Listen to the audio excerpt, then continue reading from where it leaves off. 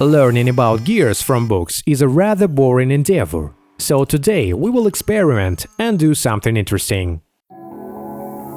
Welcome to the W&M channel. There is a machine tool and there is brass, so there will be chips. You have been writing me about this kind of a ring for a while, both in the comments and to the email. But back then I didn't have the right machines and skills, so as they say, everything in its time. I am of course interested in making small gears, especially in the context of watches. And such a simple but fascinating mechanism would be just the thing. In some of the previous videos I have already made gears, but in a completely different way. I made them on a lathe, essentially converting it into a slotting machine. It works pretty well, but here is the biggest drawback – the production speed. And of course, due to frequent movements, the wear of the guides. In the meantime, the base of the ring is almost ready. You still need to drill 8 holes at an equal distance from each other. Here, we will attach 8 small gears, using the M1 and M4 screws. Luckily, I have just received this tiny M1, M1.2 and M1.4 thread mills from China. There are tabs of this size, but in some cases it is much more convenient to work with the thread mills. For some reason, I did not find a size smaller than M1 in stores. Perhaps this is due to the complexity of manufacturing, but most likely it's because of how niche the product is and low demand. So, I will have to do everything myself. Now we will cut a fine thread for a thin fixing ring. The main thing here is to accurately center the workpiece, because it is very easy to break a cutter with a diameter less than a millimeter. It is very nice when the mounting threading is the same on different machines. You can safely move the workpiece between them without worrying about messing up the centering.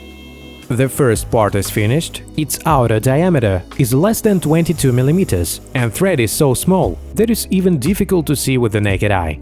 Since there will be more parts that interact with it, it is very important to make sure that all the dimensions are correct. Now we need to make 2 identical thin rings. Once the teeth have been cut, this will become side-toothed gears. The inner diameter of the rings will match the outer diameter of the previous part. First, we bore roughly with a large cutter, and then finish the surface with a small one. Then we make an open groove. The ring on the corresponding part will fit right into it. And it's a perfect match. We remove the chamfer and cut the part off of the workpiece. This is more or less how it will all rotate. The most important thing is to make sure the size is correct. And now the hardest part. The reason why we started the whole shebang. We need to make 2 milling cutters for creating fine teeth. First, we make a holder for a broken tooth milling cutter. This is a carbide cutter, and it will be perfect for this job. Since everything is very small, for better accuracy, I will make the markings using the laser machine. Here is the result. Overall it's okay, but I tried to break off the tip, and it broke in the wrong place. So I made 1 more marking, and now we will shape it with a diamond disc. The main thing here is not to rush and not grind off too much from the edge. Considering the small size and the diameter of the workpiece, a little more than 3 millimeters, it turned out more or less okay. This will essentially be a fly cutter. Now we need to make a tool holder for it. We drill a hole in the center and cut a thread in it.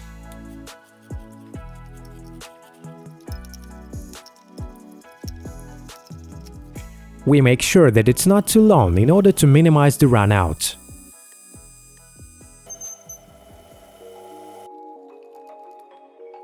Then we make a hole for the cutter itself, also with a diameter of about 3 millimeters.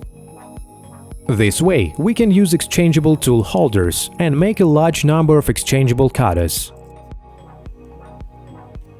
Here is how they will be attached, and essentially it is a holder inside another holder. Although we will make the gear small, the design still must be quite rigid in order to accurately fit tooth to tooth. The run out of the cutter is invisible to the naked eye, and this is already good. We make a temporary groove for our workpiece and apply some cyanoacrylate glue. It holds quite well, and if we need to remove the workpiece in the future, we just warm it up. We set the overhand of the cutter to the desired tooth height, and let's go. Here again, a homemade dividing head came in handy. The only thing is that Arduino had to be connected instead of the basic controller. The most important thing is to make sure that the distance between the last tooth and the first tooth is the same as the distance between all the other teeth. And praise Arduino, it worked. Everything is pretty smooth and looks nice. You can take it off and make the second one. Like I said, the most important thing about this method is that the process went much faster. Also, if you buy a microscope and make a micron-sized cutter, you can make very tiny gears. The only problem is that the smaller the cutter, the more errors we get. And with small gears, this simply will not do. Well, we will experiment and see. Now let's make 8 small corresponding gears. Their diameter will be just under 5 mm. We grind the workpiece, leaving a margin for the cutting tool, but still we do not make too long of an overhang, so that it does not bend. After we have polished out the size, we move to the milling machine, and I have prepared a new milling cutter in advance. The principle is the same, the only difference is the number of teeth. A big gear has 60 and a small gear has 12. If you need more gears, most likely you will need to press with a rotating center. In this case, I looked right up close and nothing seems to bend. This means that the size should stay the same. Well, the surface of the grooves, which I was a little worried about, also turned out pretty good. In general, the method is solid. The only thing to do is to get motivated and hone your skills. Why did I replace my old controller with Arduino? Because the number of steps is not always divisible by the required number of teeth, and it could not work with decimals. Now, we connect the controller to the computer, divide 360 degrees by the required number of teeth, and get a nice result. I use free software. It's called GRBL GRU. We drill through the gears in the center and cut moving the distance of their thickness, 0.7 mm. There turned out to be 10 gears, 2 in reserve. The last part is probably the most difficult one. This will be a ring just 0.8 mm thick, and on the top of that you need to cut the thread in it. We cut the thread with the same cutter, only now it will be on the inside. The more passes we specify, the cleaner the thread will be. I tried the parts, they fit together well, and that means now we can cut it off. Turns out it is very convenient to make different diameter threads with a single tooth cutter. After I cut off the ring, due to its small size it turned out to be not so easy to screw it onto the base. But it worked, and it is good. After that, we can sand on both sides. I already had stainless steel screws. They are M1 and 4, but a little longer than we need. And now we will fix it. Let's make a sample for the required thickness. This way it will be easier to bring them to the same size. We drill 8 holes and cut a thread in each one. Due to the fact that the screws are very small, they cannot be clamped even in a small vise, so I think this will be the best option.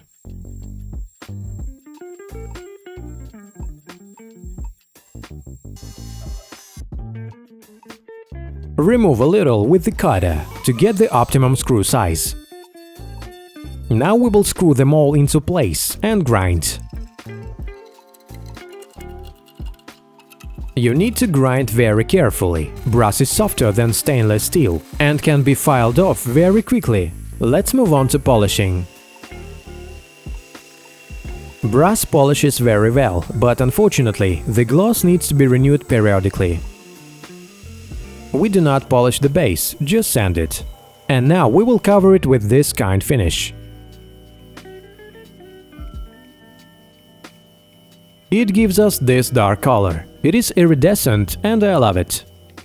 Thanks to this dark color, we can visually separate the base from the small gears.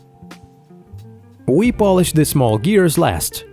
This is not very simple and not very fast. After that, we wash them from the gooey polishing paste, and they are ready for assembly. First we put on large gear, then we shift the second one, so the teeth are closer together, and screw the ring on. You know what, it looks pretty good even just like that. Now we move apart the large gears and fix the small ones between them. This is not easy, especially if you have a camera in front of you. First, we turn the screw all the way. Put anaerobic glue on the other side. Turn the screw back and forth several times, and leave it unscrewed by half a turn. That's it, a very nice looking mechanism is ready. This idea is not new, but I wanted to try and do it with my own hands. The screws could have been covered with a plate, but I left them visible for decoration, and I think it looks really pretty this way. Overall, what a job has been done. It worked not on the first try, of course, but the most important thing is that it worked. I hope you, like me, also like all sorts of moving mechanisms, so the world will never stop moving. Bye bye.